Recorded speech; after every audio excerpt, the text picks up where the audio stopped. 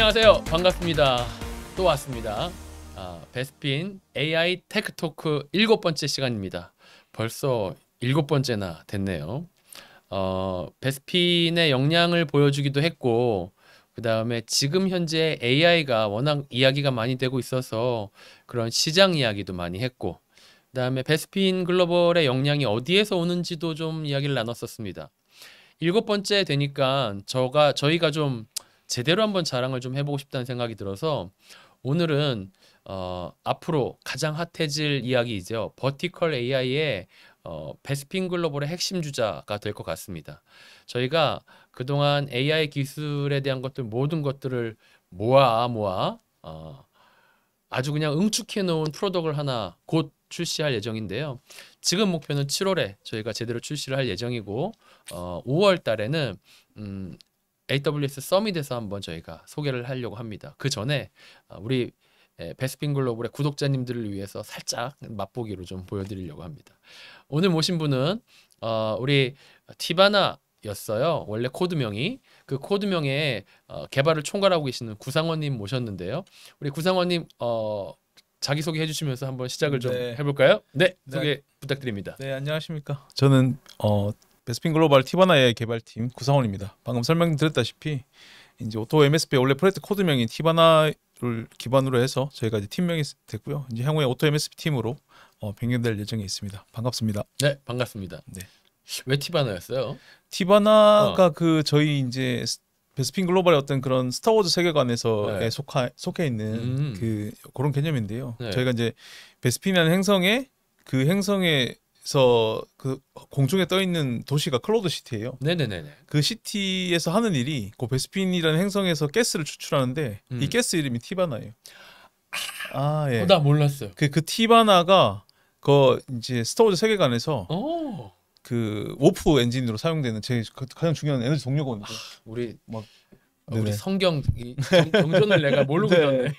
네, 그래서 이제 제가 티바나라는 이름을 채택을 하게 됐어요. 좋네요. 네네. 어쨌든 근데 우리의 어떤 그 기술력에 응집되어 있는 어떤 네네. 원천이다라는 네네네. 의미로 티바나. 네, 그래서 시작한 거 맞아요. 제가 반대했던 이유는 아시죠? 네. 스타벅스 티바나 티랑 겹칠까봐. 예. 아니 뭐 너무 많아요. 반대 사유가 너무 많아서. 맞아요. 네. 근데 아무튼 앞으로 저희가 오토 MSP라고 명명을 붙이고 MSP의 전 자동화라는 직관적인 이름으로 이제 좀 이 아이를 시장에다가 내놓을 예정입니다. 그죠? 네, 맞습니다. 이야기를 시작하기에 앞서서 몇 가지 궁금한 것들이 있어요. 사실은 젠 AI가 폭발하고 나서 저희가 사실 그 영향을 굉장히 많이 받았어요. 네네. 그리고 그 영향에 사실은 일환으로 이 프로젝트가 시작된 거나 다름없죠. 네, 맞아요. 그리고 이 젠 AI를 통해서 어떤 일하는 방식이라든가 그리고 우리가 나아갈 방향 자체도 좀 많이 바뀐 것 같아요. 네, 맞습니다.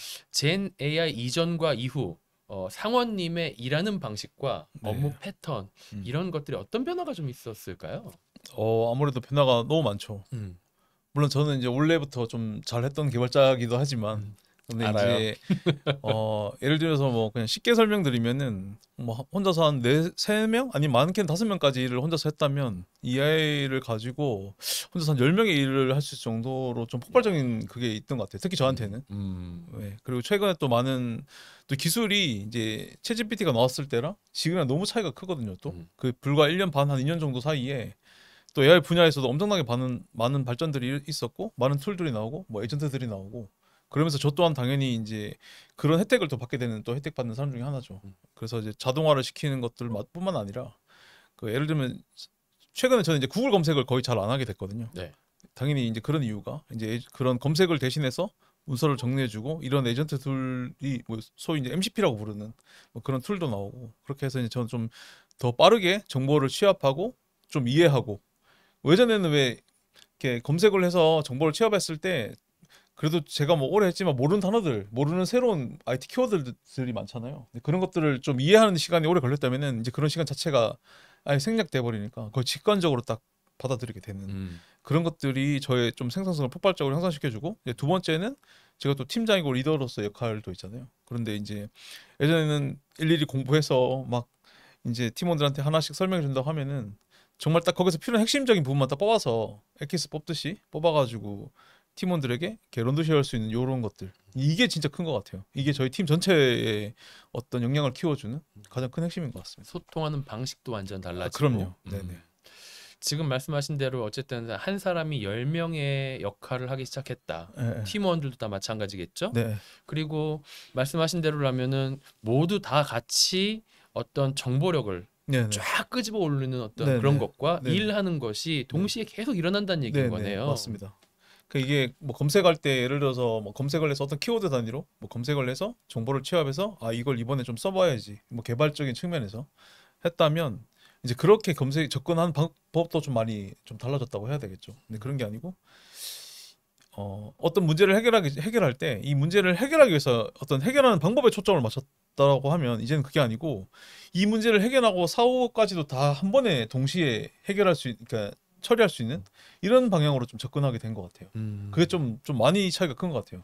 예전에는 문제를 딱 어떤 문제가 생겼을 때 그 문제를 해결하는 딱 거기에 초점을 맞췄다면 이제는 그게 아니고 그 문제의 전반적인 다른 것들도 다 결과까지 그리고 사후 처리까지도 다 한 번에 좀 진행되는 그러니까 아무래도 일이 좀 더 빠르게 진행할 수 있다고.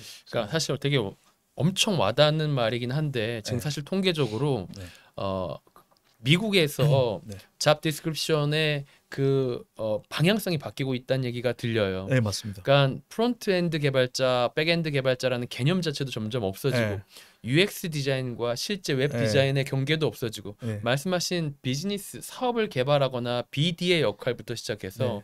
개발 디자인부터 시작해서 퍼블리셔까지 네. 그냥 한 명이 해버리는 맞습니다. JD가 막 나오기 시작하고 네. 있대요. 며칠 전에 봤던 게 그래서 프로덕트 엔지니어라고 이렇게 명칭이 붙어서 맞아요. 나오더라고요. 그래서 프로덕트 매니저, 프로덕트 엔지니어, 네네. 프로덕트 개발자 네. 이런 식으로 그냥 네네. 퉁쳐서 나온다. 네네네. 왜냐면 10명을 네네. 그러니까요. 네.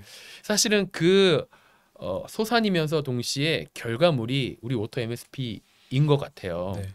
아 근데 물론 쉽지는 않습니다. 네. 굉장히 어렵고 단순히 이제 뭐 AI 조금 안다고 해서 뭐그 흔히 말하는 저희 유튜브에 굉장히 많은 뭐 외국 유튜브도 많고 뭐 쇼츠도 많고 그런 것들 가지고 이제 에이전트를 좀 만들어다 보면은 이게 단순히 보는 것만으로 되는 건 아니거든요.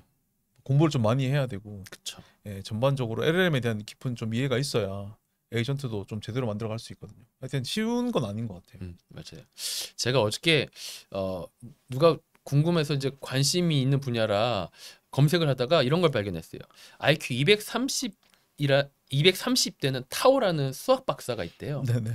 올림피아드에서 1등을 한 친구예요. 네네. 이 친구가 GPT를 만났대요. 네. 챗 GPT를 네. 어떻게 바뀌었을까요? 어... 완전히 초슈퍼 히어로가 그렇겠죠. 된대요. 그렇겠죠. 그리고 그렇겠죠. 챗 GPT를 학습시키는 최적의 인간이 되는 거예요. 맞아요. 그래서 똑똑한 인간이 맞아요. AI를 더 개발시키고 맞아요. AI가 또 똑똑한 인간을 만들고 해서 맞습니다. 서로 보완을 하면서 성장해 나가는 모양새가 네. 나오기 시작하는 것 같은데 네. 제가 사실은 우리 회사의 이 오토 MSP를 바라보는 관점이 좀 약간 그래요. MSP를 하던 인력들이 네. 자동화시켰단 말이에요. 네네. 얼마나 대단한 놈이 나타났을 건가 궁금해요. 아 이게 물론 아직은 이제 개발 단계고 적용해서 테스트 단계이기 때문에 성과가 이제 뭐 30%, 40%, 50% 이렇게 단계가 있다면 아직 이제 좀 약간 미들 쪽에 멈춰 있는 단계이긴 한데요.